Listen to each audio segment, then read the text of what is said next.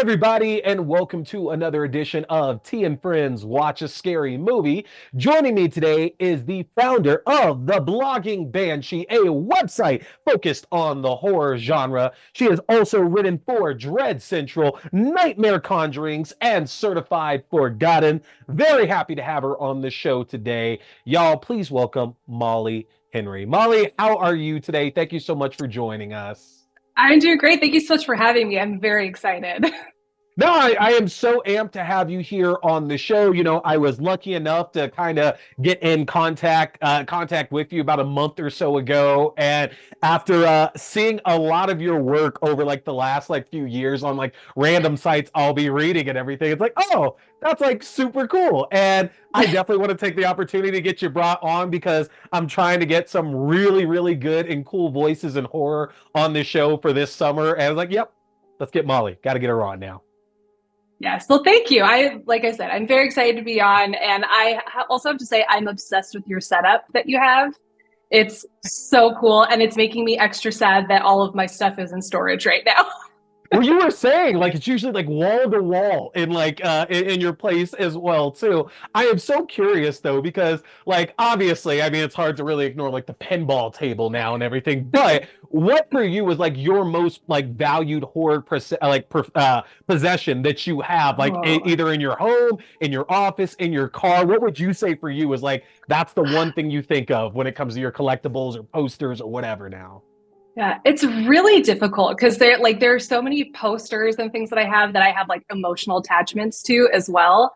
Uh-huh. But honestly, probably the one thing that I have that's my favorite thing, and it's so random. And it's actually funny because I was just talking about this movie earlier today with someone. So you know the French film Raw, Yeah. the cannibal one. Okay. Hmm. So when that came out, I went to an advanced screening for it, and they were giving out like I had got like a little poster that they were giving out but then they also had T-shirts. I'm so sad that I don't have it to show you because it's in the storage unit, but Ah. it's I'll send you a picture afterwards because I know I have pictures on my phone. But it's basically I to this day don't know what the shirt looks like because the way they have it packaged like a steak. So it's like Huh. in the styrofoam thing with Okay. the plastic cover over it. And it's Yeah. like the shirt is folded into a shape of a steak. And I assume the picture on top is what the t-shirt is, but I will never know because I'm not going to open it. But the picture on top of the folded shirt is the steak that says raw on top. And just like the way they have it packaged is so freaking cool, and it's something that I continually will like try to find on eBay and stuff just so I can see if anyone has opened it or anything. Yeah. And I've never seen this item listed anywhere. So it's just like the most random thing, but the packaging is just so clever, and I love that they made it look like a piece of meat, and it'll always be one of my favorite things that I have. God, that sounds super, super rare then, because if you're not Yeah. seeing it on like Yeah. eBay or anything, yeah. Wow. Okay. Yeah. I love it. I love it because I think like the more obscure it is, honestly, like the more fun it is to have because you're probably not going to run into somebody else who actually has that. Yeah. So you get to have that badge of honor. That's so cool. I love it. I love it. Yeah. Yeah. And I want to dive right into it with you. Recently I had Heather Wixon on this show, who's one of my Mhm. favorite voices in horror out there. And she mentioned because she's getting out of the world of horror journalism, and Mhm. she's been doing it for quite a while at this point. And she had talked about how over her time in the business, she's seen so much change in terms of the voices that are now in this space and really able to shine a light on horror, whether it's movies, TV shows, books, actors, every single facet of it at this point. And I'm curious because you've been doing this for a while, and I know that you tend to focus more on a lot of the unheard voices as well too. We're talking about women and the LGBTQIA plus people of color, and I'm just so curious over the years that you've been working in the field of horror journalism, what you yourself have seen when it's come to giving a space for these other voices out there. Yeah, I think it's definitely something that we are seeing overall improvements with. And it's not just from the journalism standpoint, even just like the type of horror films that we're getting. We're getting such a wider, diverse range of voices in the genre. And it's amazing. And I love it. And I love that because we're getting a lot more diverse voices, I feel like it's kind of almost getting a little bit more respect than it has historically as well. I mean, even just like a few years ago, The Shape of Water won Best Picture at the Oscars, which is insane. And I think it's because I mean, Guillermo del Toro is obviously a Hispanic filmmaker, and got his start with Spanish language films, and now he's making like these big blockbuster films that are well beloved, and he's one of my favorite directors, so naturally I would mention him. But even on the journalism space, I feel like because there are like a handful of really trusted horror outlets like Fangoria and Blood Disgusting and Dread Central, they are working very hard to get a lot more diverse people lending their voices to analysis and reviews of these films. But I'll also tack on a caveat there, because there is some things that are not positive changes that I've noticed as well. Okay. I mean, and in terms of diversity, it's a big improvement. But I think honestly, and this might change now with a lot of the legislation happening, but I think in a lot of ways, TikTok has kind of been negatively impacting this space as well. Because we're getting a lot of people going to premieres and stuff where they're TikTokers, they're influencers, and that's amazing. And I think it's great that they're able to like have a career from that. But it makes it so people like myself, who are writers, who don't constantly put their faces out there, it makes it a lot harder for us to get our voices out there. And I'm sure there are a lot of people that are in similar situations to myself, where it's like, I've been doing this for almost 10 years now, and there are people who just started it in the past like 2 months that all they do is TikTok or whatever, and they're getting opportunities that I probably would never even dream of. So like there's a caveat to that. It's something that the industry is constantly changing as well. So again, like with the legislation, we could see a dramatic shift with that soon. But I will say one of the positives with that is that a lot of the people who are getting a lot of these opportunities through TikTok are more diverse voices as well, which is great. Like there are some people that I follow who are LGBTQIA plus, or various creators who are people of color that have been able to like create these awesome inclusive spaces within their social media and be included and lend their voices, which is amazing. And I love that part of it. It's just as a writer, a lot of it makes me feel like I'm doing a lot for nothing. So there's layers to that, and it's an industry that's constantly changing, so it's a lot about adapting too. But I do think places are at least trying to create more diversity, but I think that there's obviously always room for improvement. I just heard a thing since I'm stuck on TikTok now, I just heard the story about a creator who is a queer woman. She's Black, and she went to this creator thing, was invited to this dinner, and it ended up being a catastrophe. Like the wait staff like actively wasn't serving the food to the women of color in the room, which is insane that is still happening. Yeah, to say the least. Yeah, so it's weird that she has enough of a platform that she would be invited to something like this, but then to be completely disrespected. But then again, also it's great that she has such a huge following, so she can bring this up and talk about it and get it out there that this is still an issue, and let brands and studios know that people aren't going to just let stuff like this happen. In this day of social media, there's no way you're going to get away with stuff like that. Not at all, not at all. And I'm so curious because, you talk about how, like, with the recent legislator that's out there, that TikTok's facing a ban right now. Mm-hmm. In your head, do you see any way to kind of bridge that gap a bit? Because I definitely get that. There has been such a rise over the last few years of TikTok reporting and TikTok journalism compared to what we're used to, and seeing articles on a lot of websites and blogs and things like that. Do you have an idea of what could bridge that gap, or something that you'd at least like to see maybe arise from that space to get away from one extreme or the other? Is there anything in your mind that you think could bridge that easily? It's difficult to say. I mean, for me personally, I try to bridge it at least a little bit, where obviously my focus is on writing, but I'll usually at least do like short little TikToks giving a very, very brief overview of my thoughts on a film, but then still encouraging people to go actually read the review. So I won't include a lot of the more specific details. I usually have like a number rating in my review as well. I won't say what the number rating is when I do my TikTok and stuff. So it's an attempt to kind of bridge that gap. I don't know if it works, but I certainly try. But I think that there are a lot of platforms that do kind of combine those. Like I know a lot of people will use things like Discord or I'm blanking on what it's called now, but it's the not nude version of OnlyFans kind of thing for subscriptions. Why am I blanking on what it's called? Patreon. There yes, it is, thank right? you. Yeah. Yep. So I know a lot of people use that. So it's like, it's something where they can kind of do lots of different kind of multiple different types of platforms and have video, have writing, have live stuff. So I think there are ways of bridging that gap. It's just a matter of if you have the bandwidth for it, because that's always my thing. It's I have ADHD. I have motivation issues.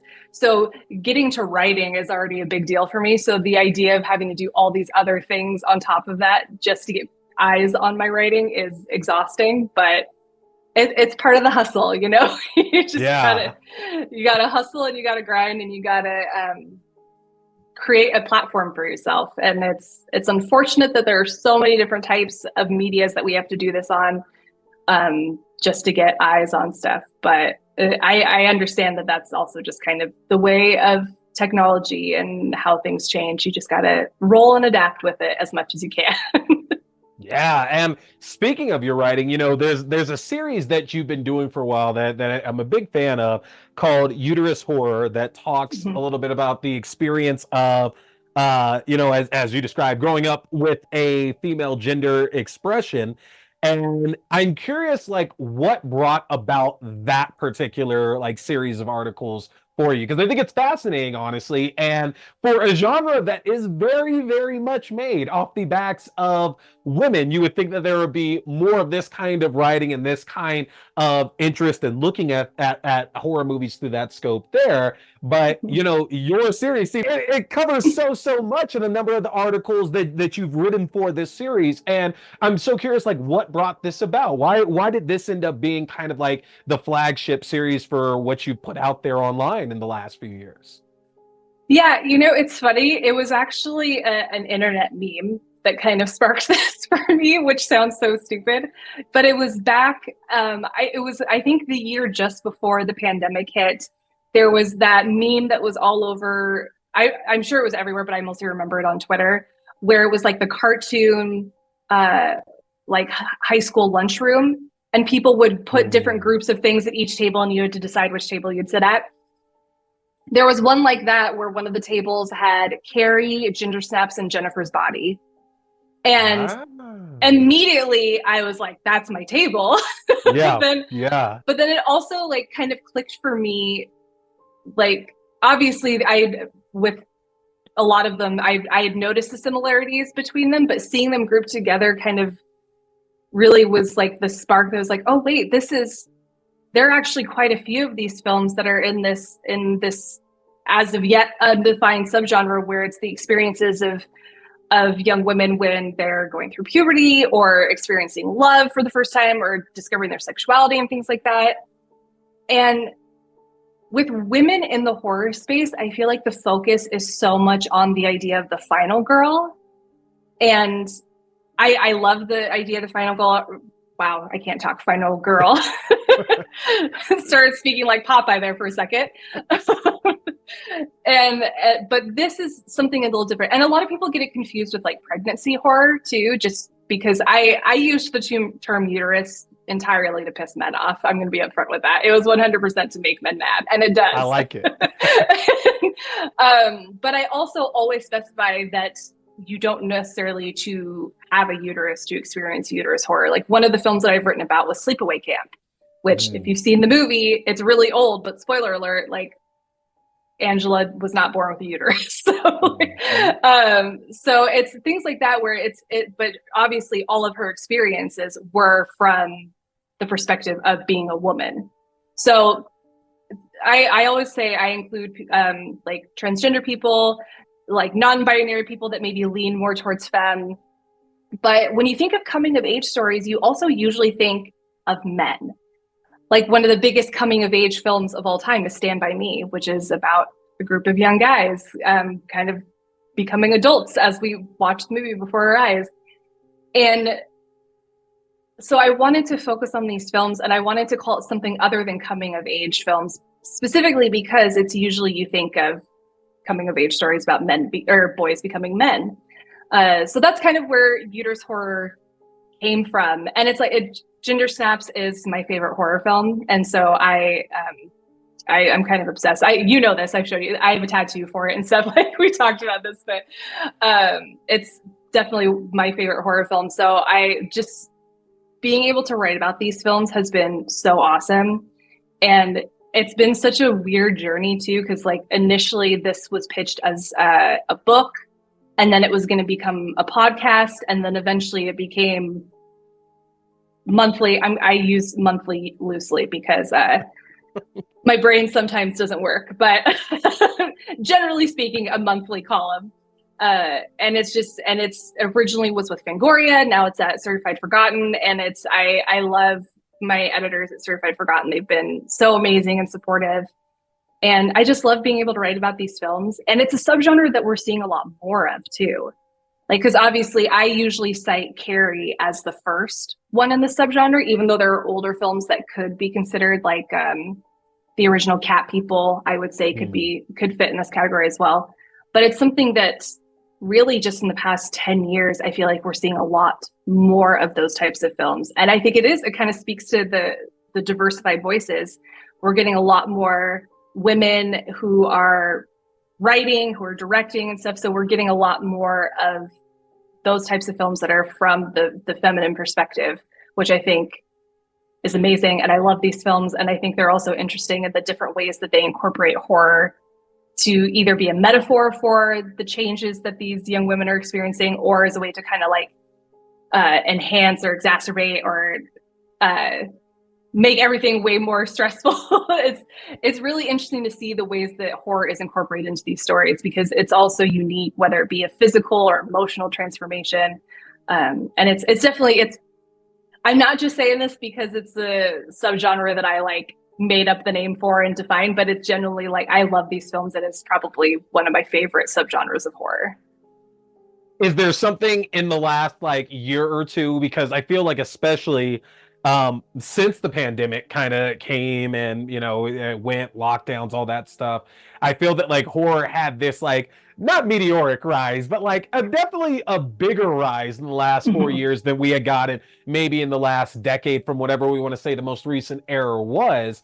Has there been something that's popped up to you in the last couple of years that's like really stood out to kind of fit into that category? Because you've written about so much, but anything recent in the last few years that's really just stood out to you? Yeah, there's one that came out last year, Perpetrator, which is a Shudder original, and it was directed by, for sure, I'm pretty sure also written by Jennifer Reeder, who also did the movie Knives and Skin. And that's another one that I probably will eventually write about that one too. But Perpetrator was one that just like, it really hit me when I saw it for the first time. And that, like I said, I saw it a couple years ago for the first time, but I'm pretty sure last year was when it was released on Shudder, but within the past couple of years either way. And it's just this amazing story that shows like a girl in the eve of her 18th birthday, and then watching the changes that she goes through when she hits 18. And it's a lot of it she has this basically like superhero type power, but it's rooted in empathy. She basically has a superpower that's extreme empathy that allows her to kind of take on the persona, the voice and characteristics of people around her, but it also helps her solve a string of disappearances and murders that have been happening at her school. And I love that film, just the visuals. It's very surreal. Like a lot of people compare Reader's work to like David Lynch's work. It's kind of out there and cerebral. But what I love is that empathy is often seen as a very feminine trait, and it's often looked down on. Like if you have too much empathy, how can you function or something? Like why should we care about other people? And so to have that be the focus of the film and have it be turned into a superpower, I think is such a clever way to show the strength that a lot of women have, and also kind of there's a lot of like sisterhood in it. Like this isn't a power that someone should keep for themselves. It should be something that all women have so that they can not only be more connected with each other, but so they can protect themselves better. So it's a really great film. Highly recommend it. There's also some really interesting imagery in it as well that it's hard to explain without getting into spoilers, but I'll just say there's a wound that looks a lot like a vagina. And the fact that it's a wound that looks like that's on a man is I think a really interesting choice, and I love it. I'd say that's already saying a lot at that point. Yeah. even without the spoilers. Wow. Okay. Yeah. It's definitely, it's very out there, but and it also has Alicia Silverstone in it. She plays a really funny, bizarre character, who kind of like talks with like a transatlantic accent and stuff. She's very kooky in it. She's basically like what I imagine the living with the ants from like Sabrina would be like, just kind of like this weirdo who like wears like very outdated clothes and you're like, what era are you from, kind of thing. But yeah, that is very it's a good telling. Yes. Okay, we're gonna check that one out then. We're adding Perpetrator to the list, y'all. We're gonna check that out on Shudder. All right, I'm loving it. And it's kind of interesting. I feel bad about having to turn things this way, but in a lot of what you talked about there with Uterus Horror and about coming of age stories and about the way that we see the world through like a certain lens, the movie that we're really discussing tonight, Arcadian, which hopefully y'all have gotten a chance to see here, tells the story about a family of two boys and their dad who are seeking to survive in a post-apocalyptic countryside where monsters seem to roam the countryside once night falls. You got a chance to check this one out actually at the Overlook Film Festival, I believe, and you actually dropped a review about it that was honestly like very, very surprising to me. And I mean surprising in the best of ways, because I think that a lot of people who aren't in the know would think that they look at like Nick Cage's career at this point and kind of think that it's devolved into so much just direct-to-video like Treble. And I think that all of us in like the horror community have actually seen what the man's done over the last like decade in that space, and that there's been some actual gems in that space of what he's been doing. And even you talked about it in your review, that how surprised you were by the film that we got. And before we start jumping into specifics, tell my viewers a little bit here about what you thought of Arcadian. Boy here is a big fan of Fangoria. So, if you want to check out the world's best horror magazine that's out there, get a chance to get yourself your own subscription, which I just got my first one back in 2022, and I don't regret it for a second. But if you want your own Fangoria subscription, or you like the Fangoria merchandise, then head over to the Fangoria shop and use my link if you want to save yourself some money, folks. That's an easy one to remember. Just go to shop.fangoria.com/AXDEW. Again, that's shop.fangoria.com/AXDEW, or use my specific code AXDEW at checkout. You can save 20% off your entire order, and that implies 2 subscription and one-time orders as well. You don't want to miss out, folks, because with the magnitude of horror movies we've had released in the last few years, and with what we have on the horizon, Fangoria is going to be your #1 source for all that great, juicy, bloody information in the world of horror. So again, head to shop.fangoria.com. Hey there, folks! Thanks for tuning in to T-Watch This Scary Movie. I appreciate you checking out another review or movie news, whether we're talking movies, TV shows, books, or games, whatever, it's all scary. Remember, you can check out new episodes every Wednesday night at 8:30 p.m. Mountain Standard Time on the YouTube page for video. That's youtube.com/c/Theron Reynolds Scary Movie. Again, youtube.com/c/Theron Reynolds Scary Movie. And you can check out the audio version on all your favorite podcasting platforms. Just search T Watch the Scary Movie or TWASM. Don't forget, my name is T. We've been talking scary movies. Stay scared.